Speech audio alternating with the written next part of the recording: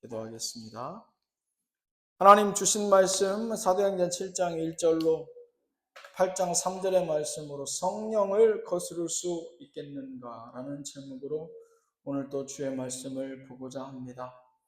보내주신 그 동일하신 성령의 감동하심이 오늘도 뭇 사람들에 둘러싸여 아버지 하나님 죽음을 아버지 하나님 감당하면서 죽음 앞에서도 처연히 복음을 증거하고 있었던 그 스데반의 심정을 우리로 헤아리는 시간 허락하여 주옵소서. 예수님 이름으로 기도하였습니다. 아멘.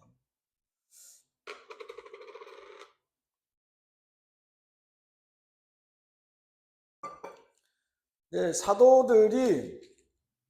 사도행전 1장 우리가 읽었던 그 8장, 7장과 8장 이전에 보면은 6장에 보면은 이제 성령의 역사들이 막 이곳저곳에서 일어나고 막 안전뱅이들 뿐만 아니라 모든 환자들이 병자들이 다 고침을 받고 그래서 그 제자들을 따르는 이제 여기서는 사도들이라고 하는데 예수님의 제자들 사도들이라고 하는데 그 사도들을 따르는 소위 성도나 신자라는 표현 안 쓰고 제자들이라는 표현을 써요.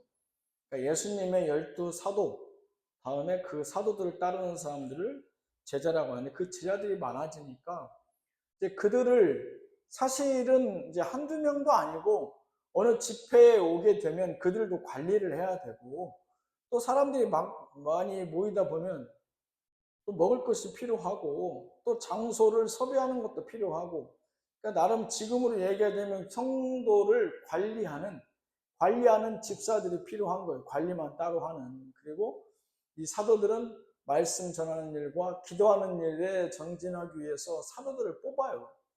7사도를 뽑는데 그 중에 한 사도가 오늘 우리가 읽으셨던 말씀의 주인공 스데반입니다.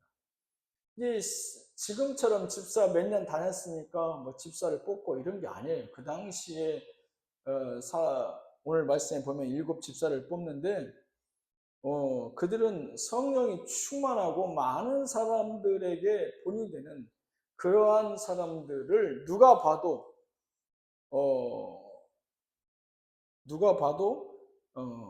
사람들에게 인정받을 만한 교회 안에서나 밖에서나 사람들로부터 존경받는 7집사를 뽑습니다. 오늘 말씀 읽으셨던 말씀 전장에 보면 6장에 보면 이렇게 나와요. 형제들아 너희 가운데서 청령과 지혜가 충만하여 칭찬받는 사람 7을 택하라. 우리가 이 일을 그들에게 맡기고 우리는 오로지 기도하는 일과 말씀 사역에 힘쓰리라 하니. 그래서 7교회의 일꾼, 우리가 소위 집사라고 표현을 하자면 7집사를 뽑는데 그 중에 하나가 오늘 우리가 읽었던 스데반이에요.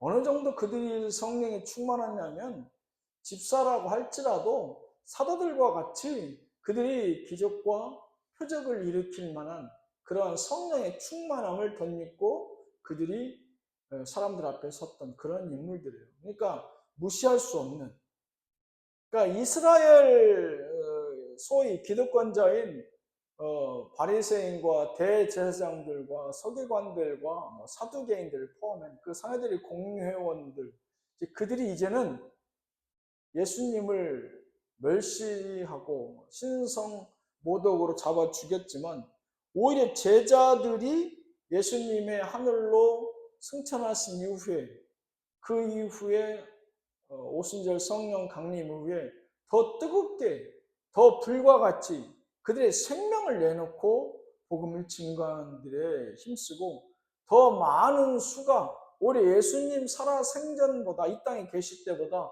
더 많은 수의 다른 제자가 생기는 모습들을 보고 그들이 위기감을 느끼게 되죠. 위기감을 느끼는. 그 가운데에서 이제 스데반이라고 하는 또 훌륭한 집사를 뽑았는데 그 중에 이 스데반의 사람도 가히 무시할 수 없는 그런 영향력을 가지고 있어요. 그래서 오늘 말씀에 보면 그 7장 전절에 보면 거짓 증인들을 세워서 스데반이 예수님이 하셨던 말씀과 똑같이 성전을 3일 만에 헐었다가 다시 진다고 한다. 지금 같으면 가능할 수 있어요. 이제 기술이 워낙 발달하고 하지만 그 당시에는 말도 안 되는 일이고 성전 특히 하나님의 전인데 하나님의 전을 어떻게 헐어요? 그것은 쉬운 결정사항이 아닌데다가 특별히 그들은 선지자나 예언자로 하나님의 사람으로 여겨지는 그 모세의 규례를 다시 쓰려고 한다라고 모세를 이제 그만큼 명예훼손한다라고 하는 명분으로 스데반을 잡아 죽이려고 모였습니다. 이제 그 가운데 대제사장이 이제 스데반을 세워서 물으니 이 모든 말들이 사실이냐라고 물으니까 스데반이 일장연설에 돌입합니다. 어떤 일장연설을 하느냐? 지금의 우리가 있는 이 모습 이전에 예수 그리스도가 오시기 그 이전에 예수 그리스도 오시기 1000년 전에 다윗, 그 다윗으로부터 또 1000년 전 모세, 그 이전으로부터 아브라함의 때로부터 이제 스데반이 그 하나님께서 왜 이 백성을 이렇게 이끌어 이곳에 이르렀는지에 대한 일장연설을 역사적 연대기로 풀어서 설명하기 시작해요. 아브라함이 등장하고요. 모세가 등장하고 다윗이 등장하고 그 다음에 이제 예수 그리스도까지 오늘 말씀에 보면 쭉 그 내용이 나오는데 이 내용의 핵심은 뭐냐? 하나님이 이 백성을 아브라함을 통해서 인정하고 택하셨다.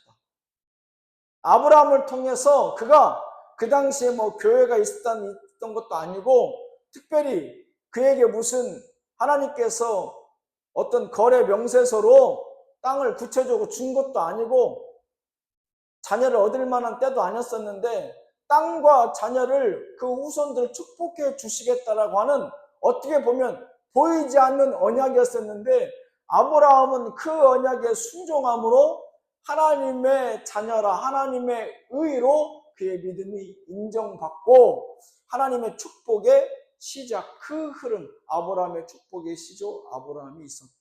그런데 중요한 건 아브라함을 통해서 아브라함과 이삭과 야곱과 요셉을 통해서 그 땅 애굽에서 400년의 시간을 보내고 그들이 돌아와서 모세를 통해서 너희들이 거의 신과 같이 선지자처럼 모시는 그 모세가 있었지만 잘 생각해 보면 그들이 모세를 잘 따랐던 거 아니야. 너희들이 모세에 대해서 뭐라고 얘기했어? 그들이 광야에서도 하루가 멀다 하고 불평불만을 쏟아냈던 게 모세 아니야? 심지어 모세가 하나님 십계명을 받으러 갔을 때 밑에서는 무슨 짓을 했어? 너희들 우상 숭배하고 우상을 만들고 잔치를 벌였던 게 바로 너희들 아니냐? 근데 너희들이 참 우스꽝스럽지? 지금은 모세를 신과 같이 대접하고 마치 지금 내가 모세의 뭔가의 규례를 훼손하는 것처럼 얘기하는데 너희들이 그럴 만한 자격이 있는지 모르겠다. 그러면서 스데반이 뭐라고 말씀 말미에 뭐라고 얘기하느냐 51절에 목이 곧고 마음과 귀에 할례를 받지 못한 사람들아. 사실 이 얘기를 하려고 했던 거예요. 스데반이 얘기하려고 했던 것은 아브라함과 이삭과 야곱과 요셉의 때를 거쳐 모세를 거쳐 다윗 왕을 통해서 이곳까지 이르러 왔지만 이 모든 하나님의 선택해서부터 이곳까지의 모든 역사적 과정 가운데서 명확하게 우리가 인정할 수밖에 없는 것은 우리는 죄인이다. 이 얘기를 하는 거예요. 스데반이. 하나님은 선택하셨고 하나님은 아브라함을 통해서 변함없는 영생의 축복을 약속하셨지만 우리는 배신하였다. 우리는 그 계약을 위반하였다. 오늘 말씀에 극단적으로 뭐라고 표현하고 있냐면 42절에 이스라엘 집이여 너희가 광야에서 40년간 희생과 제물을 내게 드린 일이 있었느냐? 이런 말씀입니다. 물론 이 말씀 아모스 5장 25절의 말씀을 인용한 말씀을 그대로 스데반 집사가 한 얘기인데 곧 실제로 그렇게 하지 않았잖아요. 광야 40년 동안. 그들이 하루가 멀다 하고 불평, 불만을 내뱉고 모세를 잡아먹으려고 으르렁댔지만 하나님 앞에 정작 그들은 인색하다 못해 우상 숭배하기에 애굽으로 돌아가기를 천명하였던 그들이 바로 모세와 함께했던 수백만의 하나님이 택하였다라고 하는 그런 그런 너희들의 모습이었다. 우리들의 모습이었다라고 지금 스데반이 얘기하는 거예요. 지금까지 그래 좋아. 그때가 지나고 다윗 왕의 시대를 거쳐 지금까지 이르렀는데 그러면 좀 우리가 변화됐느냐? 좀 바뀌었어? 우리가 좀 나아졌어? 아니잖아. 너희들은 그때도 모세를 죽이려고 했지만 지금도 하나님이 보내주신 하나님의 의인 예수 그리스도를 잡아 죽였고 또 이제 나를 잡아 죽이려고 하지 않느냐. 이렇게 스데반이 얘기합니다. 우리는 그때도 죄인이었고 어제도 죄인이었으며 지금도 죄인의 일을 하고 있는 게 바로 너희들이다. 우리들이다. 우리는 죄인이다. 이 얘기를 스데반이 하고 있어요. 성령, 오늘 말씀의 제목이 성령을 거스를 수 있겠는가입니다. 사도행전은 잘 아시는 것처럼 성령행전이라고도 얘기하죠. 제자들이 일을 꾸미거나 계획한 것이 아니고 사도 바울이 이 일을 계획하거나 꾸미는 것도 더더욱 아닙니다.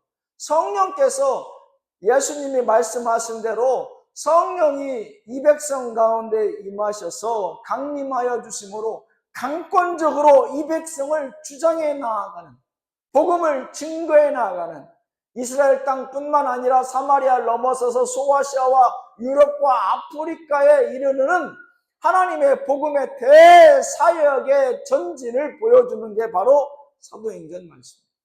이 말씀을 필두로 이제 사도 바울의 여정이 그 다음에 계속해서 연결 지어지지 않습니까? 오늘 말씀에 사도 바울이 등장해요. 사울이란 이름으로 등장해요. 스데반을 돌로 쳐 죽였던 그 무리들 가운데서 동조하고 또 동조하였던 하나의 그 살인자의 이름으로 사도 바울이 등장합니다. 사울이 계획한 일이 아니란 뜻이에요. 사울이 이 성령행전을, 사도행전을 기획하지 않았어요. 사울이 기획할 수도 있는 일이 아니에요. 그들은 예수님을 잡아 죽일 때에 예수만 십자가에 달려 죽게 하면 더 이상 그 해교한 얘기를 이제는 우리가 어디서도 들을 수 없고 잠잠하여 지라 여겼던 거예요. 예수를 죽이고 나서 3일 만에 부활한 것을 숨기기 위해서 철저히 그 감옥을 지키고 있던, 그 무덤을 지키고 있던 군병들을 돈으로 매수해서 입단속을 시켰지만 실패했어요. 다시금 이제는 성령이 하나님, 예수님께서 하늘로 승천하신 이후에, 성령이 강림하신 이후에 제자들 그 120명 가운데 성령이 역사하신 이후에 이제는 더 이상 가로막을 수 없을 만큼 뜨겁게 복음이 불릴 듯 일어나고 있음에도 지금 이 스데반의 입을 막아 죽이고자, 스데반의 입을 막으면 더 이상 복음이 증거되지 않고 성령의 역사가 멈췄을 수 있으리라는 그러한 그들만의 오만함으로 이 스데반을 죽입니다. 멈춰섰나요? 우리가 8장 3절까지만 읽었어요. 멈춰서지 않죠. 그들이 핍박하고 그 맨 선두에 서서 그들을 잡아 죽이고 핍박했던 사람이 사울이에요. 사도 바울이라고요.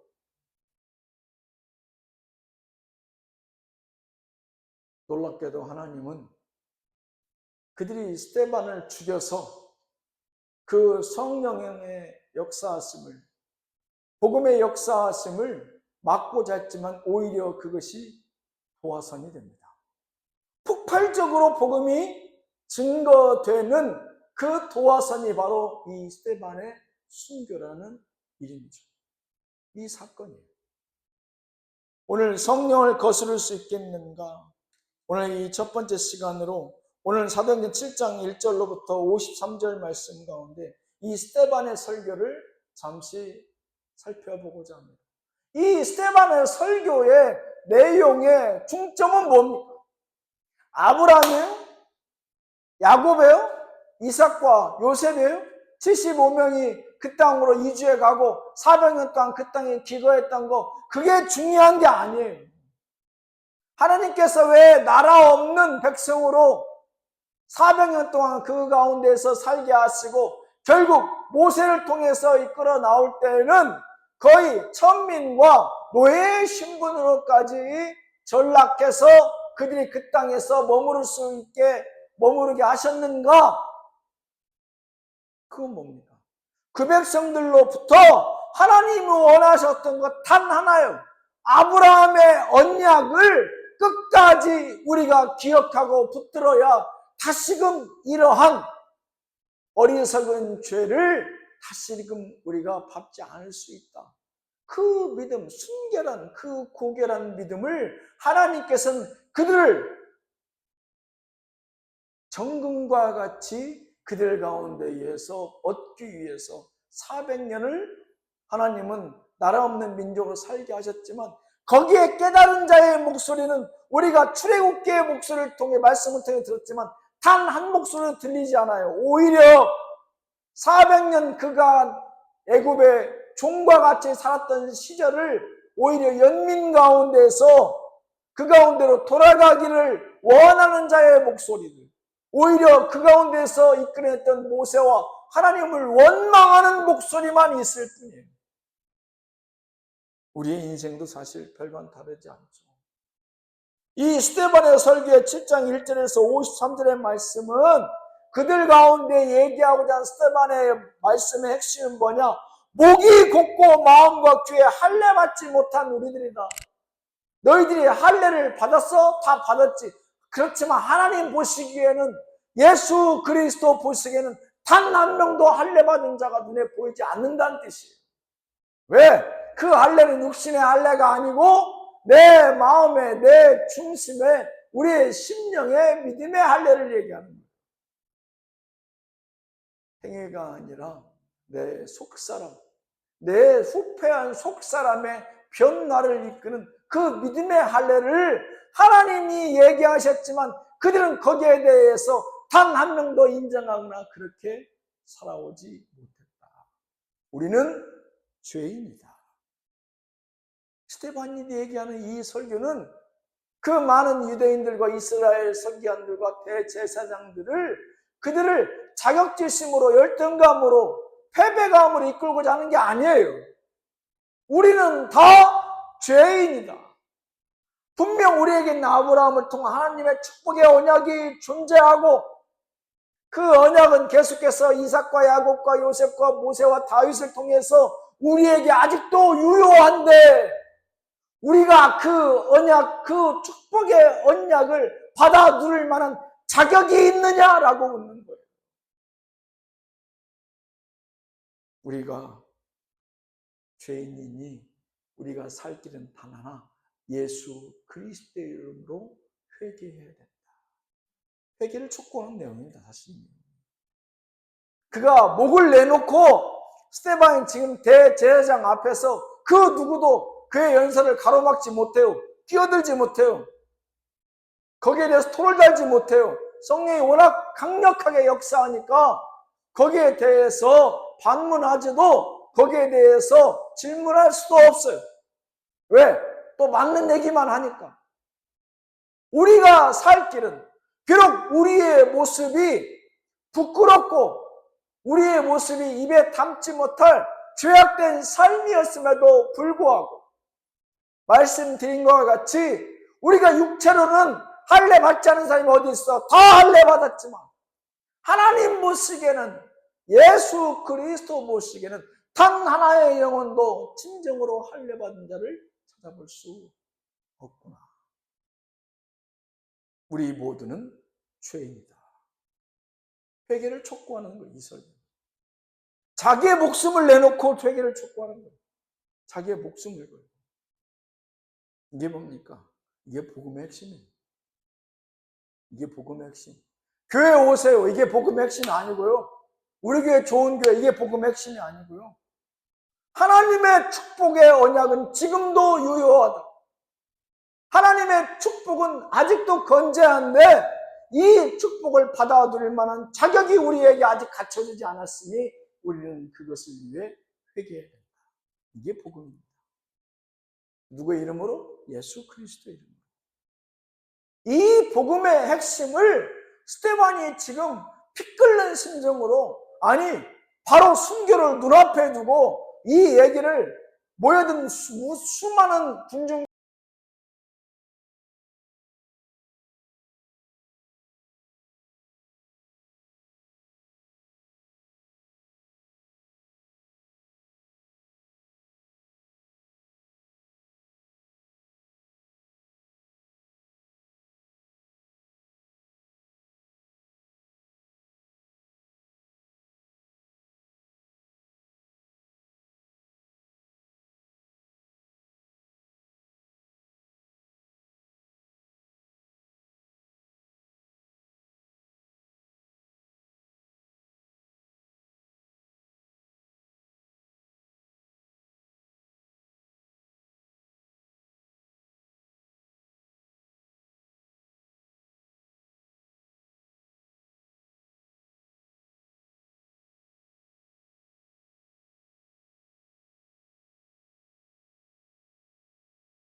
의인들을 잡아 죽이려고 하고 선지자들 잡아 죽이려고 하는데, 그래놓고 본인들은 할례 받았으니까 우리는 하나님 축복받을 자격이 있다, 이렇게 여기는 우리의 모습이 하나님 보시기에는 얼마나 한심하겠느냐.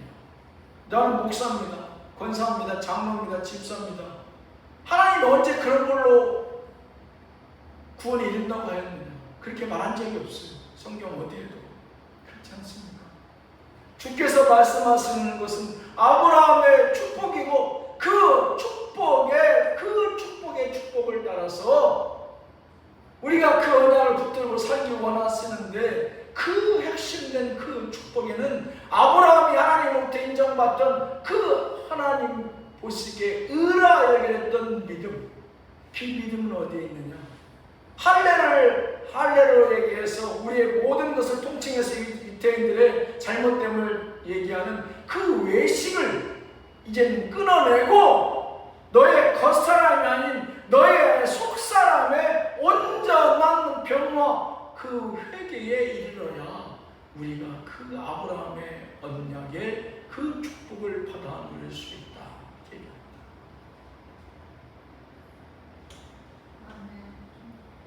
말씀을 정리하면, 오늘 스데반이 이렇게 대제사장 앞에서 목을 걸고 말씀을 증거할 수 있었던, 복음을 증거할 수 있었던 그런 기량은 어디서 왔겠느냐? 성령이 주시는 담대함이죠. 복음은 그래서 생명력이 있다는 거예요.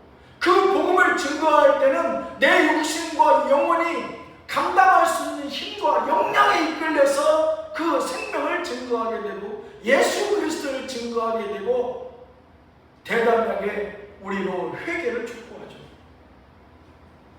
죄인임을 선포하고 예수 이름으로 회개해야 살 수 있다. 먼저 회개가 우선이에요. 축복이 아니라. 그래야 내 몸과 마음과 영혼이 주 안에서 온전하여져서 하나님의 축복을 받아 누릴 만한 자격에 이르게 되는 것이죠. 기도하겠습니다. 성령을 거스를 수 있겠는가? 오늘 첫 시간으로 스데반의 설교, 그가 목숨을 걸고, 아니 목숨을 이미 그 생명을 초월한, 죽음을 초월한 회개의 촉구, 그 장면 가운데 우리로 서 있었음을 이 시간 고백합니다.